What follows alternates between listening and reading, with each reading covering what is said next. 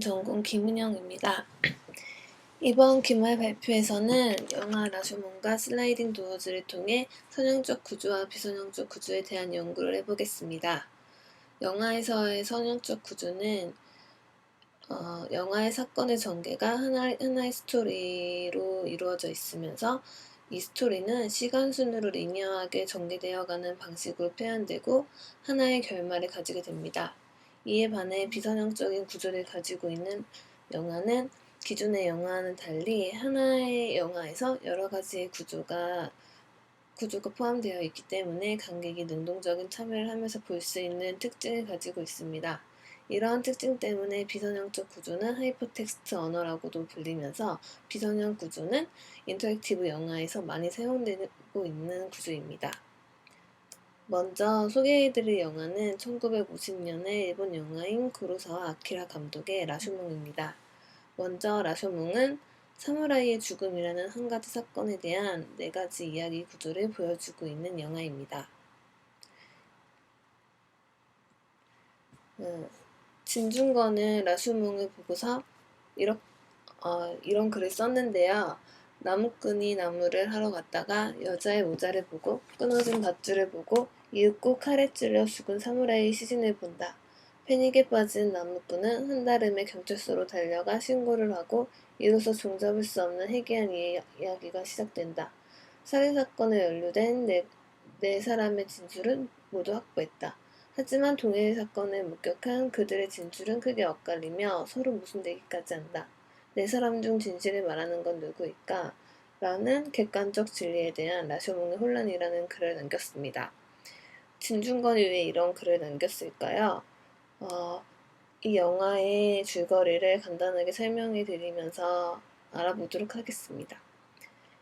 먼저 영화의 줄거리를 간단하게 말씀드리면 해이한 시대에 억수 같은 폭우가 쏟아지는 라생문의 처마 밑에서 나무꾼과 스님이 아무래도 모르겠어 라며 심각한 표정으로 생각에 잠겨있는 것으로 이 영화는 시작되는데요. 잠시 비를 피하러 그곳에 들른 한 남자가 그 이야기를 듣고 궁금해합니다. 그래서 이 두 사람이 이 남자를 상대로 최근에 이 마을에서 있었던 기묘한 사건을 들려주면서 이 영화는 시작되게 됩니다. 사건이 벌어진 배경은 녹음이 우거진 숲속입니다. 사무라이가 말을 타고 자신의 아내 미사코와 함께 오전에 숲속길을 지나가고 있습니다. 그늘 속에서 낮잠을 자던 산적 타조마루는 슬쩍 그 여자의 예쁜 얼굴을 보고 그녀를 차지할 속셈으로 그들 앞에 나타나게 됩니다. 속임수를 써서 사무라이를 포박하고 산적은 그 여자를 겁탈하게 됩니다.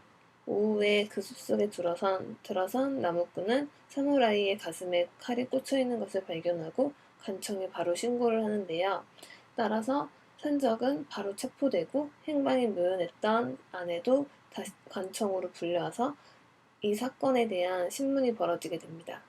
문제는 겉보기에는 명백한 듯한 이 사건의 당사자들이 진술을 통해 다양한 진실을 들려준다는 점입니다. 즉 무엇이 진실인지를 알 수 없는 상황에 이르게 되는데요. 먼저 산적 타조마루는 자신이 속임수를 썼고 마사코를 겁탈한 것은 사실이지만 사무라이어는 정당한 결투 끝에 죽인 것이라고 떠벌립니다. 하지만 아내인 마사코의 진실은 그것과 매우 다릅니다. 자신이 겁탈당한 후 남편을 보니 싸늘하게 그지없는 눈초리였다고 말합니다. 자신의 잘못이 아님에도 자신을 경멸하는 눈초리에 제정신이 나간 그녀는 혼란 속에서 남편을 죽였다고 진술합니다.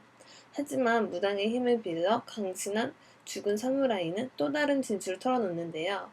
자신의 아내가 자신을 배신했지만 오히려 산적 타조마루가 자신을 옹호해줬다는 것입니다. 그리고 그는 스스로 자결했다는 것입니다. 이처럼 엇갈리는 진실 속에는 각자의 입장과 이해관계가 담겨 있습니다. 좀처럼 실체적 진실을 접근할 수 없는 이때 실은 그 현장을 목격한 이가 있었으니 그는 바로 나무꾼입니다. 그는 마사코가 싸우기 싫어하는 두 남자를 부추겨서 결투를 붙여놓고 도망쳤고 남은 두 남자는 비겁하고 용렬하기 짝이 없는 개싸움을 벌였다고 진술합니다. 이게 바로 이 영화에서 계속 나타나는 사무라이의 죽음이라는 한 가지 사건의 진리와 진실이 무엇인지 알아내는 것이 이 이야기의 줄거리입니다. 이 영화로 인해서 이 영화에서는 라슈먼 효과라는 기억의 주관성에 관한 이론을 찾아볼 수 있습니다. 라슈먼 효과는 기억의 주관성에 관한 이론인데, 이에 따르면 동일한 사건을 목격한 사람들의 진술이 서로 엇갈리면서도 그 각각 모두 개연성을 갖는 경우가 있다고 합니다. 이 영화에서도 사건에 연루된 네 사람의 진술은 서로 엇갈리나 모두 나름대로의 설득력을 가지고 있습니다. 그 각각이 자신에게는 참일지 모르나 동시에 모두가 참일 수는 없죠. 왜냐하면 네 사람의 진술 중에는 논리적으로 서로 양립할 수 없는 부분이 있기 때문입니다. 증인 중에 두 사람은 다케이로가 단검으로 자살했다고도 말하고, 다른 두 사람은 그가 살해됐다고 주장합니다. 살해됐다고 주장하는 두 사람의 묘사도 서로 엇갈리는데요. 당사자인 타조마루는 자신이 23합을 결혼 끝에 힘겹게 이겼으며 사무라이 역시 명예롭게 죽었다고 말합니다. 하지만 나무꾼이 묘사한 결투 장면은 이와 거리가 멉니다. 두 사내는 서로 벌벌 떨면서 졸전을 벌였고, 승자는 엉겹결에 이겼고 패자는 구차하게 목숨을 구걸했다고 합니다. 졸전인지 명승부인지는 주관적 관점의 차이일 뿐입니다. 문제는 역시 사무라이가 자결했는가 아니면 살해당했는가 하는 것입니다. 여인의 입장에서는 남편이 자살했다고 주장할 수밖에 없습니다. 두 사나이 결투를 종용했다면 당시 여성의 생명인 정숙함을 인정받지 못한 것이기 때문이고, 남편으로서도 자신이 자살했다고 말할 수밖에 없습니다. 명색이 사무라이가 결투에서 도적에서 졌다고는 말할 수 없기 때문입니다. 그런데 왜 산적 타조마루는 왜 자신이 사무라이를 살해했다고 하는 걸까요? 전설적으로는 자신의 명예 때문일 것입니다. 그는 죄가 많아서 어차피 죽을 목숨이고, 사무라이를 죽이지 않았다고 해도 어차피 사형을 면할 수 없습니다. 그럼 왜 나무꾼은 왜 그렇게 진술을 하는 걸까요? 생각해보면 자살한 사람의 가슴에 꽂힌 단검을 훔쳤다고 하면 윤리적으로 큰 문제가 될 것입니다. 당연히 사무라이가 강도에게 살해당했다고 할 수밖에 없지 않았을까요? 이 영화에서 나타내고자 하는 진리는 무엇일까요? 사라진 단검을 나무꾼이 가져간 것은 분명합니다. 하지만 그것이 다케이로가 자살을 했는지 혹은 살해당했는지는 밝혀주지 못합니다. 나무꾼은 다케이로의 가슴에 단검을 뽑았을 수도 있지만, 미사고가 떨어뜨려 땅에 꽂혀있는 단검을 주워서 챙겼을 수도 있기 때문입니다. 어느 쪽일까요? 영화는 어느 쪽으로도 답을 주지 않습니다. 그리하여 동일한 사건에 대한 네 가지 진술은 끝까지 진위가 확정되지 않습니다. 이 영화에서는 이런 감춰져 있고 밝혀지지 않는 진리를 표현하기 위한 영상 표현의 하나의 방법으로, 숲을 찍을 때 카메라를 아래에서 위로 비춰 나뭇가지들 사이로 해가 비쳤다 사라지게 하는 영상 표현 기법을 썼는데요. 이런 등장인물이 자신의 이해관계에 따라서 사건을 해석해서 말하려고 하는, 주관적으로 사건을 가리는, 허위에 가려져 있는 진리의 상징을 표현하기 위한 기법이라고 말합니다. 이처럼 라쇼몽에서 보여주는 이야기는 사무라이의 죽음이라는 하나의 사건을 통한 네 가지의 시각이 보여져 있습니다.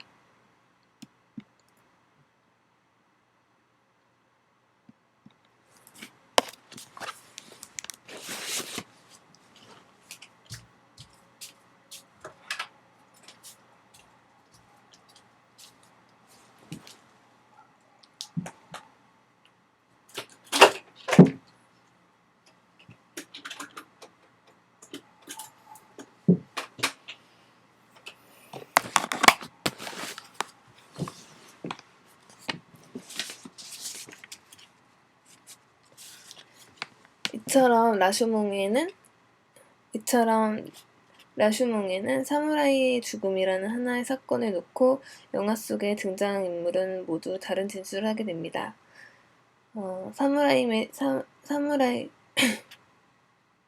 이렇게 사무라이의 죽음이라는 하나의 사건을 놓고 영화 속의 등장인물은 모두 다른 진술을 합니다.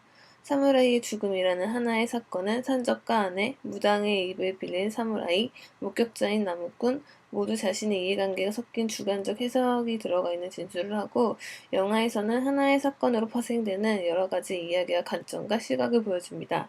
때문에 한 가지의 사건을 바라보는 관점과 시점에 따른 개별적인 스토리가 탄생되고, 한 가지의 결말로 귀결되지 않는 선형적이지 않는 비선형적인 이야기 구조를 가지게 됩니다. 다음으로 설명드릴 영화는 1998년 피터 호잇의 슬라이딩 도어즈입니다. 이 영화 또한 라쇼몬과 같이 비선형적인 구조를 가지고 있는 영화입니다. 주인공인 헬렌이 어처구니 없는 이유로 직장에서 해고를 당한 뒤 지하철을 타느냐 못하느냐에 따른 두 가지 갈림길에서 아주 다른 삶을 살아가게 된다는 내용의 영화입니다. 헬렌이 동거 중인 남자친구의 불륜을 알게 되는 경우와 그렇지 않은 경우, 이 두 가지 경우에 헬렌의 상황이 어떻게 다르게 전개될까 하는 점을 영화 내내 그려내고 있습니다. 이 장면은 주인공인 헬렌이 직장에서 직장 상사의 맥주를 6캔을 먹었다는 이유로 해고를 당하고 집으로 돌아가는 중에 지하철을 타려고 뛰어가는 장면인데요. 이때 한 꼬마의 방해로 헬렌이 지하철을 타는데 어려움을 겪게 되는 장면입니다. 왼쪽에 있는 헬렌의 모습은 지하철을 탄 모습의 헬렌이고, 오른쪽은 지하철을 타지 못한 경우의 헬렌입니다. 이 순간의 선택으로 헬렌은 아주 다른 두 가지의 삶을 살아가게 됩니다. 지하철을 탔을 때에는 바람둥이 남자